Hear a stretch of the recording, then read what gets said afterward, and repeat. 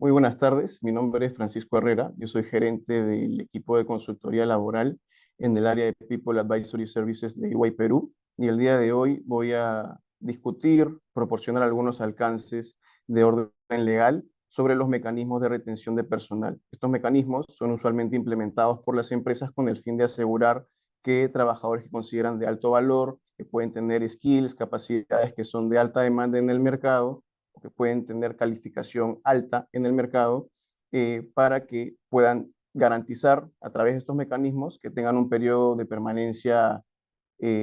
determinado.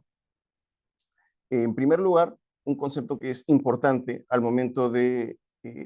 analizar el otorgamiento de estos beneficios de retención es el de libertad de trabajo. La libertad de trabajo ha sido definida por la jurisprudencia de nuestro Tribunal Constitucional como aquella que comprende el derecho de todo trabajador a seguir su vocación y dedicarse a la actividad que mejor responda a sus expectativas, a la libre elección del trabajo, a la libertad para aceptar o no un trabajo y a la libertad para cambiar de empleo. La libertad de trabajo en su dimensión de culminación del vínculo laboral se expresa en la llamada libertad de renuncia. La libertad de renuncia en el Perú tiene una regulación que garantiza que los trabajadores puedan dar terminación a su vínculo laboral con la empresa sin cumplir con demasiadas formalidades y garantizando en todo momento que ellos puedan determinar el momento en el que se da la finalización del vínculo. A diferencia de, por ejemplo, lo que ocurre con las empresas, que deben cumplir con ciertas reglas y ciertos parámetros al momento de culminar con el vínculo laboral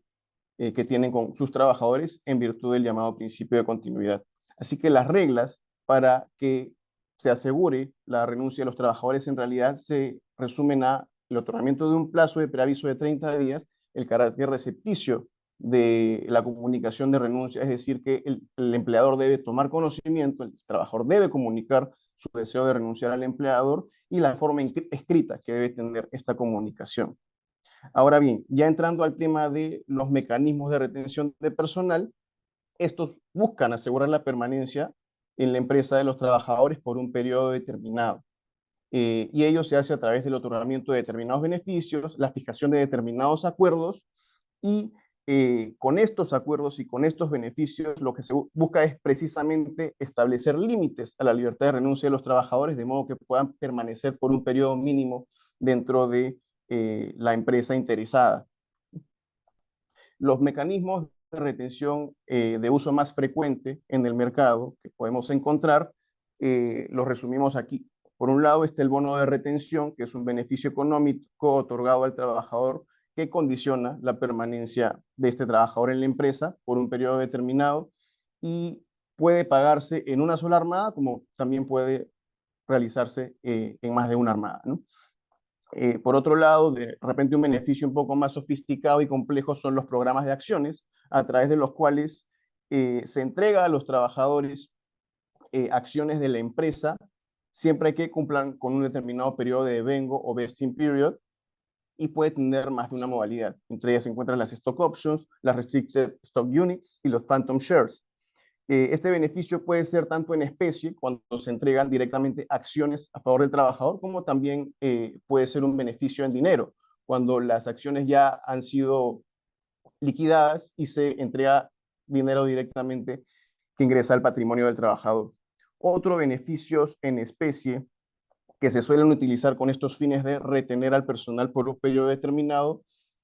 son los de la asunción por parte de la empresa de costos en materia de educación, de entrenamiento y capacitación al personal, ya sea a través de cursos, de maestrías, a través de los cuales la empresa asume el costo de estos programas y los trabajadores a cambio de ellos se comprometen a permanecer por un periodo mínimo en la empresa una vez culminados estos programas. Al tratarse estos beneficios que sujetan la percepción de los trabajadores a la permanencia durante un periodo mínimo en la empresa,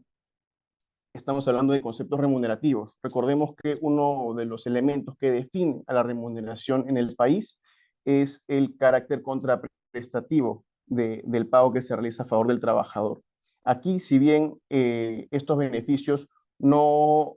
retribuyen directamente la performance o el desempeño o la productividad del trabajador, sí se encuentran retribuyendo lo que es la permanencia, la prestación de servicios del trabajador por un periodo determinado de tiempo. Por tanto, deben ser considerados conceptos remunerativos y por tanto forman parte del cálculo de los beneficios de ley en caso cumplan con los criterios de periodicidad establecidos por cada norma y también en el cálculo de los aportes a la seguridad social, debiendo tomarse en cuenta, eso sí, que si hablamos de conceptos que son pagados no en dinero, sino en especie, estarían excluidos de la base de cálculo de los aportes al sistema privado de pensiones. Ahora, ya hablando de la implementación de estos mecanismos de retención, consideramos de suma importancia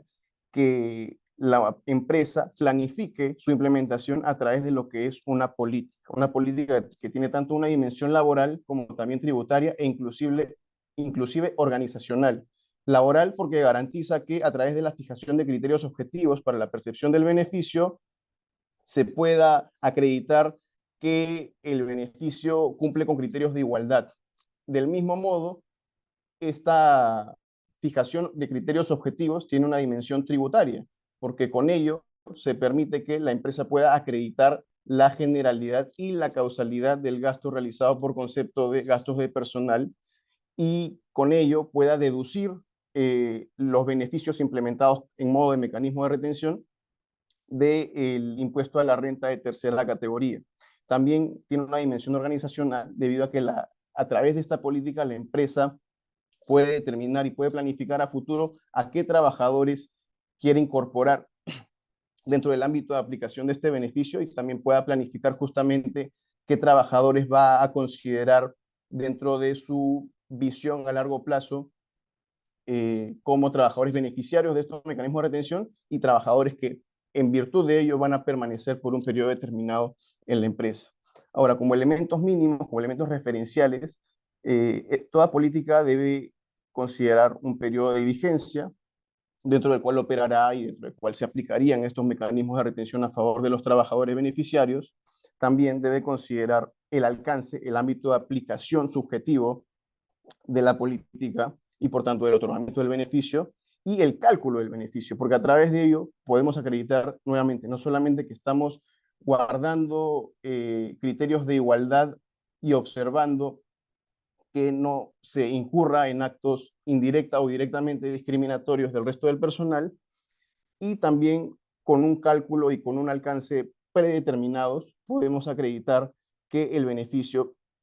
es deducible y es causal y es general para efectos del cálculo del impuesto a la renta empresarial. Los requisitos a través de los cuales se transparenta al personal qué criterios, qué elementos debo cumplir yo como trabajador para acceder eventualmente a este beneficio. Y también es importante que se determine cuál es el área responsable para comunicar,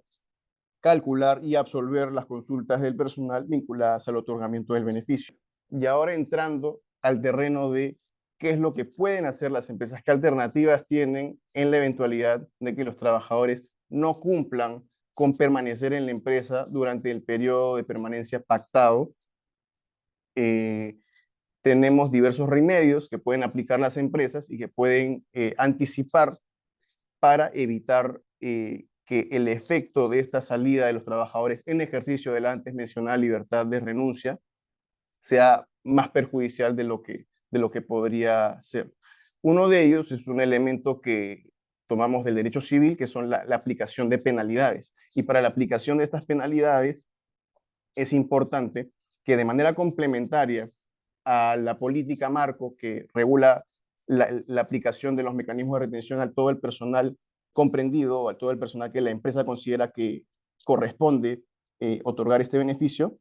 también es importante que contemos con un convenio individual de permanencia mínima, a través de las cuales se regula de manera específica el alcance del beneficio para cada trabajador y a través del cual también se va a poder acreditar con fehaciencia que el trabajador autoriza el cobro de estas penalidades. Estas penalidades pueden, digamos, cobrarse de la manera convencional, de la manera civil, pero en el ámbito laboral suelen cobrarse a través de la aplicación de descuentos sobre las remuneraciones y sobre los beneficios de los cuales el trabajador es titular. Y para ello es importante tener en cuenta que tanto la jurisprudencia laboral como también las autoridades administrativas mantienen un criterio más bien restrictivo sobre el alcance de los descuentos laborales y por tanto exigen que estos descuentos tienen que ser comunicados de manera expresa, de formalidad escrita y tienen que ser informados. Y para ello todo eso lo podemos documentar justamente